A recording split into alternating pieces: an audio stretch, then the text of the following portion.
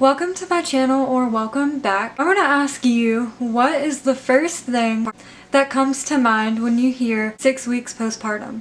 I think of sex. In this video, I'll be sharing my own personal experience. That's not embarrassing at all, but I don't really care. So fun. Some of us are excited to do all sorts of different things after the 6-week postpartum healing is over. Some of us are also really excited about being able to have sex. I feel that there's a lot of pressure around this topic. However, we're all different in every way. The world would be boring if we weren't. I asked you all on Instagram what you thought. 77% said that society kind of puts pressure on the postpartum checkup or after 6 weeks having sex. 43% said that they didn't feel prepared for sex during the postpartum period after having a baby. 69% that they did feel ready to have sex after their 6-week checkup. 31% said that they did not feel ready. Some were aware of vaginal dryness while nursing and during the postpartum period. Let's get right into my experiences. With my first child, be mindful that I was 18 years old, so maybe things were a bit different to me, and I also had an episiotomy with my first child. If you haven't seen my previous video, in the little info card in this video and in the description, I'll have my video about vaginal tearing and episiotomies there. Due to the episiotomy, I received 22 stitches, which made healing very difficult, and I think the healing process should have been way longer than I thought it would be. 6 weeks postpartum, I was probably healed, but I didn't go to my appointment because I was afraid of my doctor. I waited until 11 weeks when I thought something was wrong with me. Always have a provider that you feel safe and comfortable with talking to. So technically I really didn't know if I was fully healed at that time, but the pressure was on. I had known not to have sex for 6 weeks. From my sister giving birth and different people in my life giving birth, I kind of knew that already. Pregnant me had different ideas about sex versus postpartum me after my first child. Pregnant me thought it would be difficult to wait until the 6 weeks was up. Postpartum me was nervous about the 6 weeks being up. I had just gone through one of the most traumatic experiences of my entire life so far, so I can't imagine wanting to stick anything in the hole that was just completely sewn back up. I wasn't ready, but I did it anyways, and this was what happened. I didn't know that I would be so dry. I knew nothing at all about my hormones and how greatly they can alter how you feel. The birth trauma in general made me feel like I didn't want to do anything, and I was very anxious and depressed 24/7. That plus lack of sleep, I just was not into it. I was not sexually aroused whatsoever. It felt like I was being stabbed with a knife up in there, and it also felt like I would rip wide open. The following article is from issm.info, and it discusses common sexual problems after childbirth. Many women have sexual difficulties after childbirth, such as pain and diminished sex drive. Generally, women are told to wait about 6 weeks after childbirth before having vaginal intercourse again. However, even after this time period, some women experience pain with intercourse. They may still have stitches, making the area tender, vaginal lacerations, and episiotomies. Surgical cuts that enlarge the vaginal opening to make delivery easier may still be healing. Some women develop infections or tumors that can cause pain. One of the most common causes of pain is vaginal dryness. This can happen because of hormonal changes after childbirth. When a woman is breastfeeding, estrogen and testosterone are suppressed, which can lead to lubrication problems and a thinning of the vaginal lining. Some women find that moisturizers or lubricants can help with vaginal dryness. Moisturizers rehydrate vaginal tissue so that it becomes more elastic, although this can take about 2 months. Lubricants add moisture and lessen friction in the vagina. They are used each time a woman has sex. They may be water, silicone, or oil-based. Some lubricants need to be used with caution. For example, oil-based lubricants are not safe to use with latex condoms. Water and silicone-based lubricants may contain glycerin, which can cause yeast infections or inflammation. Estrogen therapy in form of cream, ring, or pill is another option for treating vaginal dryness. Low sex drive can also occur after childbirth. This may have several causes. A woman may be exhausted from caring for a new baby, suppressed testosterone levels may interfere with her libido, or she may have postpartum blues or depression. Exercising, eating healthy foods, and spending time with friends can all help. A woman may seek support for postpartum blues by talking to other mothers. If she has depression, she might try counseling.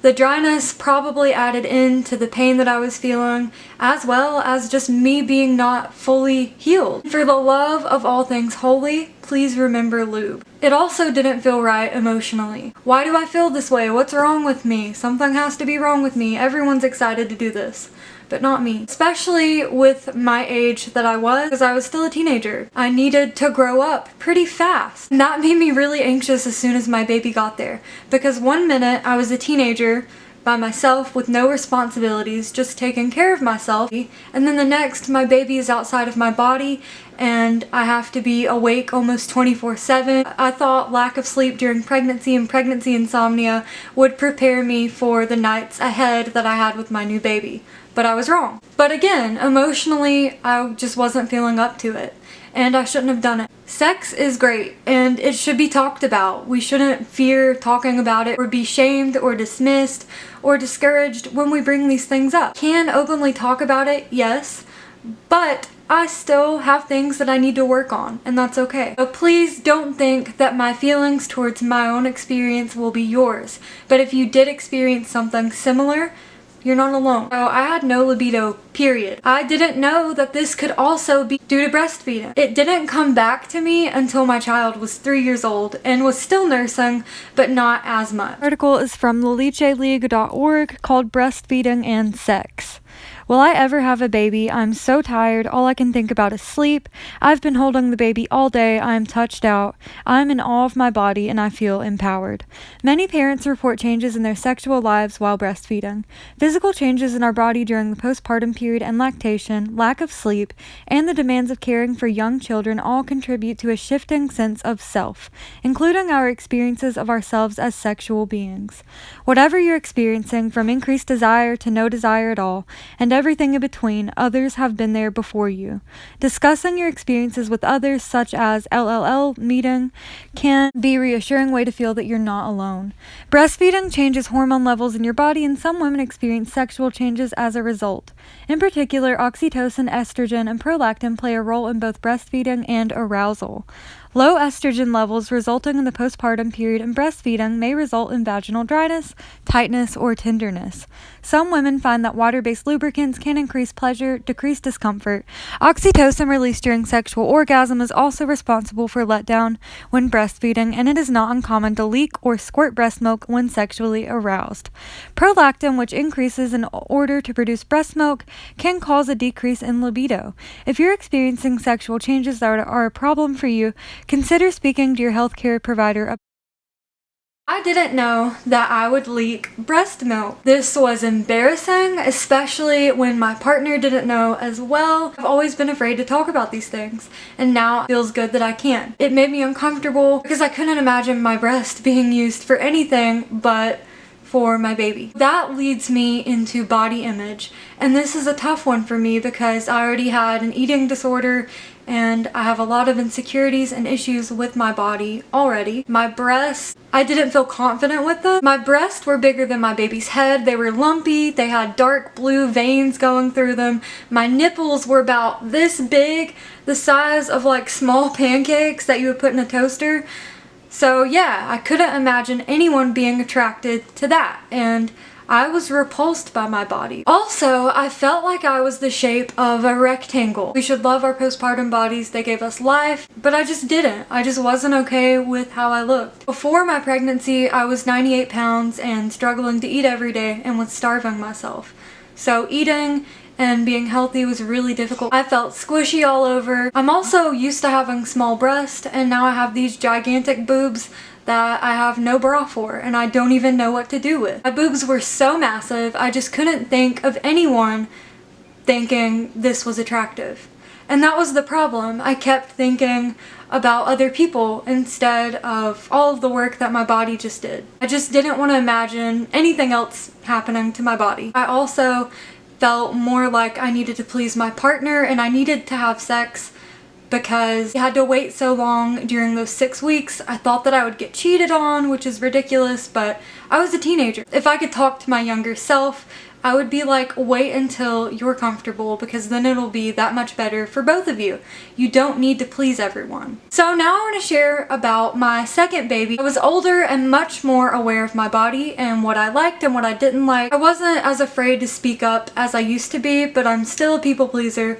I was ready sooner after my second pregnancy, but I still felt guilty about it, but I felt like everything else belonged to my baby, and I'll probably always feel like that. I really think that the healing home birth helped me with my overall confidence. A home birth really gave me lots of oxytocin and that birth high, so I felt amazing. I felt like I was on top of the world, almost euphoric. When I finally did the deed, it felt again like I needed lube, so I don't know why I never have any. This is your reminder to always have some on hand. This time I only had a minor tear and some bruising after birth, and I healed up very nicely. Thankfully nothing hurt, I was just a little bit dry. I was more than prepared for my libido to crash. It's up and down. Sometimes it's up here, sometimes it's down there, it's never linear. I was also more aware of hormones and what would occur in my body, so that helped me to know what was happening to me and why I was feeling certain ways and why different things were changing about my body, especially my appearance. I was more into it with my second than my first. I had gained way more confidence. I knew what I wanted,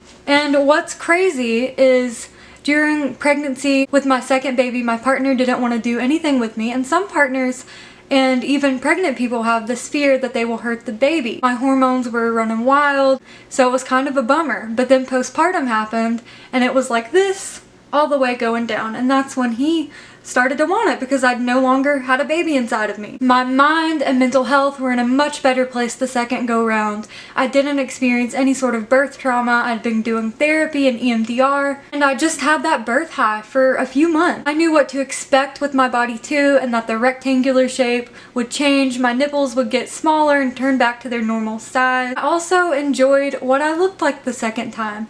I actually looked forward to the squishy postpartum body.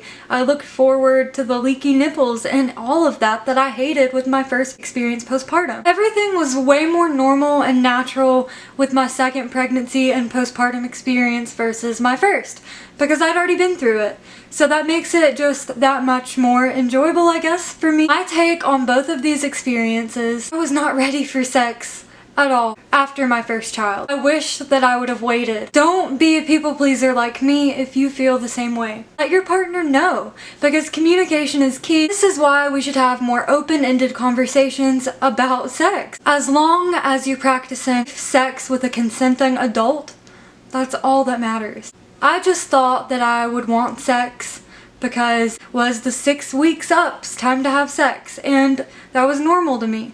But I didn't really think about what I wanted. I thought that something was wrong with me because I didn't want it. There's nothing wrong with not wanting it. I think my episiotomy and my birth experience greatly impacted my sex life, as I suffered with deep depression and anxiety, and I wasn't done healing. My positive birth experience with my second child at home really put a different perspective on things. I definitely felt more ready, and I wasn't afraid to say no. I was older, I learned more about myself, I became more aware of my body, and I became more educated on pregnancy, postpartum, and sex. If you're comfortable with it, let me know what your experience was like. Have you ever felt similar to me? Some people enjoy sex and they're ready to get right back on it as soon as they have a baby, and some people don't. Thank you for watching. Subscribe if you'd like, and I'll see you next time. To show you all my shirt by Lauren J. Turner. If you haven't seen these yet, I strongly suggest heading over to her website, checking out all of her artwork and her merchandise.